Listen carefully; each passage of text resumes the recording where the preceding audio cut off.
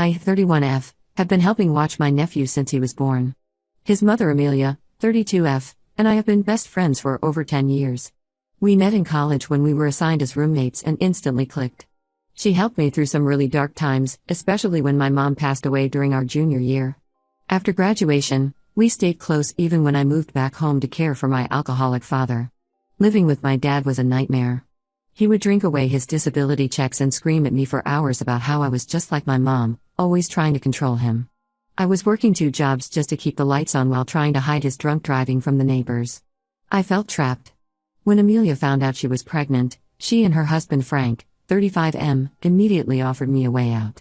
They had a spare room in their house and needed someone trustworthy to help with childcare once the baby arrived. It seemed perfect. I'd get away from my dad, and they'd get reliable help. Frank even helped me move my stuff out while my dad was passed out. In the beginning, it was great. Tommy was an easy baby, and I loved being part of their family. But things got complicated when he was diagnosed with autism at age 2. He needs strict routines, gets overwhelmed easily, and has frequent meltdowns. I've learned to handle these situations, but it's emotionally draining. He also has severe food allergies, which means carefully monitoring everything he eats. Amelia has an autoimmune disease that makes her extremely vulnerable to infections.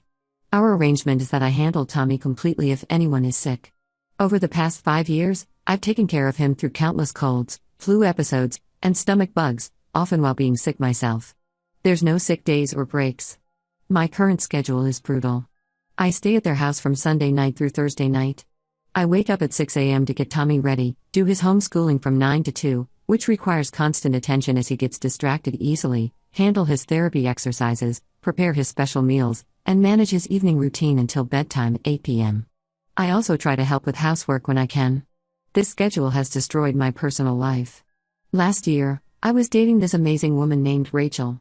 She was understanding at first but eventually got tired of me canceling plans because Tommy was having a bad day or Amelia needed me to stay late.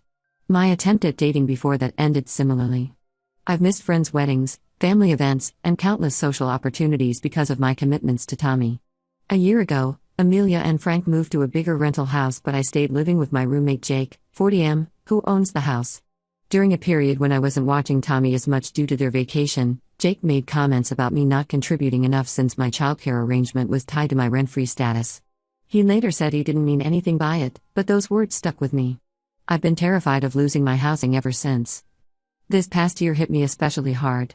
Beyond my failed relationships, I had a huge falling out with my sister over money I lent her for her business. My dad passed away, although that was almost a relief, and the increasing demands of Tommy's care became overwhelming.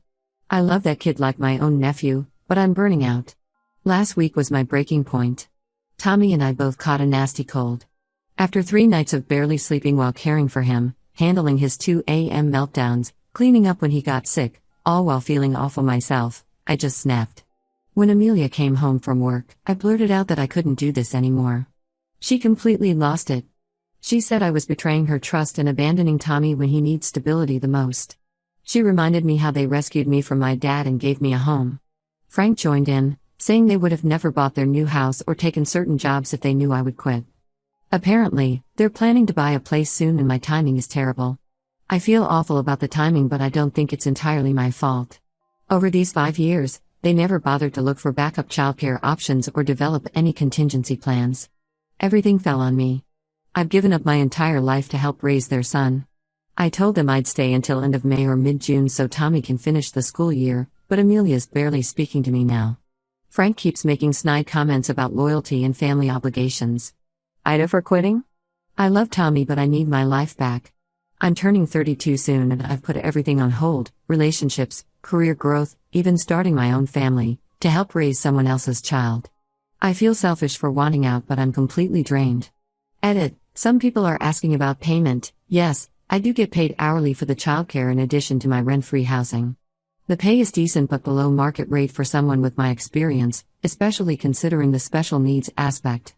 This was fine when it started, but with current living costs, it's not sustainable. Update 1: Things have gotten significantly worse since my last post. After our initial confrontation about me quitting, Amelia started interviewing potential nannies but would constantly compare them to me. She'd text me multiple times daily complaining that one candidate didn't understand Tommy's routines, another wasn't patient enough, and a third didn't have special needs experience.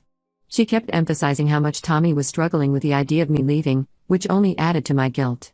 The tension in the house became unbearable.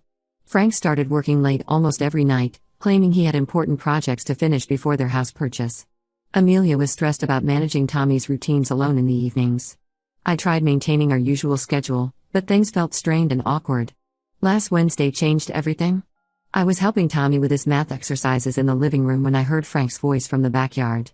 He was speaking in hushed tones, which was unusual since his work calls were typically loud and professional. I clearly heard him say, "I miss you too and we'll figure something out soon, baby." At first, I tried convincing myself it was a call with his sister or mother, but something felt off. The next morning, while helping Tommy get ready for breakfast, I noticed Frank's iPad on the kitchen counter lighting up with notifications. I usually ignore his devices, but a message preview caught my eye. It was from someone named Sarah. Work and read last night was amazing, followed by heart emojis. My hands shook as I quickly took photos with my phone, feeling like the worst person for invading his privacy but knowing I needed proof. More messages kept coming. "Can't wait for lunch today and still thinking about you." I felt sick to my stomach. Here was Amelia, worried about finding the perfect nanny for Tommy, while her husband was apparently having an affair. I spent the whole day debating what to do. Tommy was extra sensitive that day, probably picking up on my anxiety, and had 3 meltdowns before lunch. By the time Amelia came home from work, I was emotionally exhausted but knew I had to tell her. I asked to speak with her privately after Tommy's bedtime. Though she was still cold towards me about quitting, she agreed. When I showed her the photos and mentioned the phone call, she initially laughed it off, saying I must have misunderstood. But as she read more messages, her hands started shaking. She broke down completely, revealing that Frank had been emotionally distant for months. He'd stopped joining their weekly family movie nights, claiming work stress. He'd been protective of his phone, taking it even to the bathroom. She'd noticed changes but convinced herself it was anxiety about buying a new house. That night, after I took Tommy to my room to shield him from any conflict, Amelia confronted Frank. He tried every excuse in the book, claiming Sarah was just a friend, saying I was making things up because I was angry about their reaction to me quitting, even suggesting Amelia was paranoid due to her illness. But when Amelia mentioned specific details from the messages, he finally cracked. The truth was devastating. He'd been having a 6-month affair with Sarah, a 25-year-old junior associate at his firm. They'd started as lunch dates, then moved to late-night meetings, and eventually hotel encounters. He'd even used their joint account to buy her expensive gifts, disguising them as client entertainment expenses. Amelia kicked him out that night. She was surprisingly calm as she packed his essentials in a duffel bag, but I could see she was in shock. Frank has been calling and texting constantly since then, switching between begging for another chance and blaming Amelia for being too focused on Tommy's needs and neglecting him. Tommy doesn't understand why Daddy isn't coming home. He had a massive meltdown yesterday when Frank's car wasn't in the driveway after school. How do you explain adult betrayal to a special needs 5-year-old who thrives on routine? I've decided to postpone my departure until August to help them through this transition. My dating life and personal goals can wait a few more months. Right now, Amelia and Tommy need stability. The irony isn't lost on me that I discovered this while trying to leave, but maybe everything happens for a reason. Amelia says I did her a favor by showing her the truth, but I still feel terrible. If I hadn't been planning to quit, would I have paid such close attention to Frank's behavior? Sometimes doing the right thing feels awful. Edit. Thank you for all the supportive comments. To those asking, yes, I've helped Amelia document everything for her lawyer. She has copies of all the messages and bank statements showing the hotel charges and gifts. She's meeting with a divorce attorney next week. Update 2: everything escalated dramatically last week. While I was helping Tommy with his after-school snack, someone started banging on the front door. It was Sarah, Frank's affair partner, and she was hysterical. Amelia was still at work, and I almost didn't open the door, but Sarah kept yelling that she needed to tell us something important. When I finally let her in, keeping Tommy occupied in his room with his iPad, she broke down completely. Between sobs, she revealed that Frank had been living a double life at work. He had told everyone, including her, that he was divorced and a single dad struggling to raise an autistic child. He even showed her fake divorce papers and custody agreements. Sarah only discovered the truth by accident. She overheard 2 longtime employees discussing Frank's upcoming house purchase with his wife. When she confronted him, he spun an elaborate story about how he was unhappy in his marriage and planning to leave Amelia soon. He claimed he was only staying for Tommy's sake and needed to secure the new house first to ensure stable custody arrangements. But that wasn't even the worst part. Sarah had started talking to other women at the company after discovering Frank's lies. She showed us message threads from 3 other junior employees, all in their mid-20s, all recently hired, and all pursued by Frank within their first months at the firm. His pattern was clear: he would offer to mentor them, slowly build trust, then start an inappropriate relationship. 2 of these women had ended things once they realized he was married, but had been too scared to report him due to his senior position. Sarah had screenshots of everything: the conversations where he claimed to be divorced, his promises to leave Amelia, even receipts from gifts he bought them using the joint account he shared with Amelia. When Amelia came home and saw Sarah in her kitchen, she nearly lost it.